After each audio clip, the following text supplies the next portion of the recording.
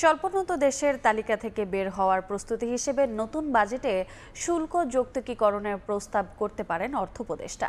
এছাড়া সক্ষমতা বাড়াতে বিভিন্ন খাতে কর অব্যাহতির মেয়াদ না বাড়ানো ও কর ছাড় সুবিধা ধীরে ধীরে কমিয়ে আনার কথাও বলতে পারেন তিনি। কাস্টমস ব্যবস্থাপনাকে পূর্ণাঙ্গ ডিজিটাইজেশন ও যুক্তরাষ্ট্র থেকে আমদানি বাড়াতে শুল্ক কমানোর নির্দেশনাও থাকতে পারে। ফরহাদুর রহমানের রিপোর্ট।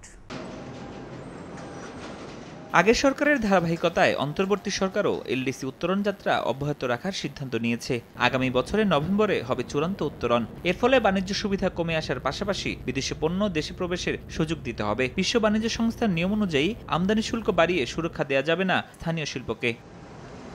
অর্থ মন্ত্রণালয় সূত্র বলছে, আগামী অর্থবছরে বিদ্যমান 6 স্তর বিশিষ্ট শুল্ক কাঠামো পুনর্বিন্যাস করে একটি নতুন স্তর যুক্ত করার প্রস্তাব করতে পারেন অর্থ উপদেষ্টা। একই সাথে আমদানি পর্যায়ে 12 স্তর বিশিষ্ট সম্পূরক শুল্ক হারের পাশাপাশি নতুন একটি সম্পূরক শুল্ক হার নির্ধারণের প্রস্তাব থাকতে পারে। তবে অপরিবর্তিত থাকতে পারে নিত্যপণ্যের শূন্য শুল্ক।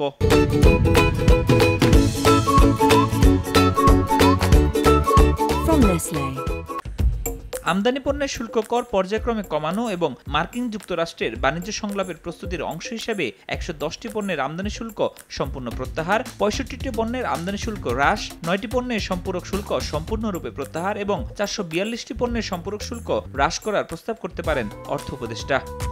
ট্যারিফ যৌক্তিকীকরণের অংশ হিসেবে 84টি পণ্যের ন্যূনতম মূল্য প্রত্যাহার, 23টি পণ্যের ন্যূনতম মূল্য বৃদ্ধির প্রস্তাব থাকতে পারে আগামী বাজেটে। এতে এলডিসি গ্র্যাজুয়েশন পরবর্তী বিদ্যমান ন্যূনতম মূল্য নির্ধারণ পদ্ধতি সম্পূর্ণরূপে বাতিলের ক্ষেত্রে উল্লেখযোগ্য অগ্রগতি সাধিত হবে। বিভিন্ন খাতে কর অব্যাহতির সুবিধার মেয়াদ চলতি বছরের 30 জুন তারিখের পর আর না বাড়ানোর সিদ্ধান্ত আসতে পারে। এছাড়া দীর্ঘ সময় ধরে কর অব্যাহতি এবং হ্রাসকৃত হারে কর প্রদানের সুবিধাও বাতিল করার প্রস্তাব করতে পারেন অর্থ উপদেষ্টা। ফরহাদুর রহমান, সময় সংবাদ, ঢাকা।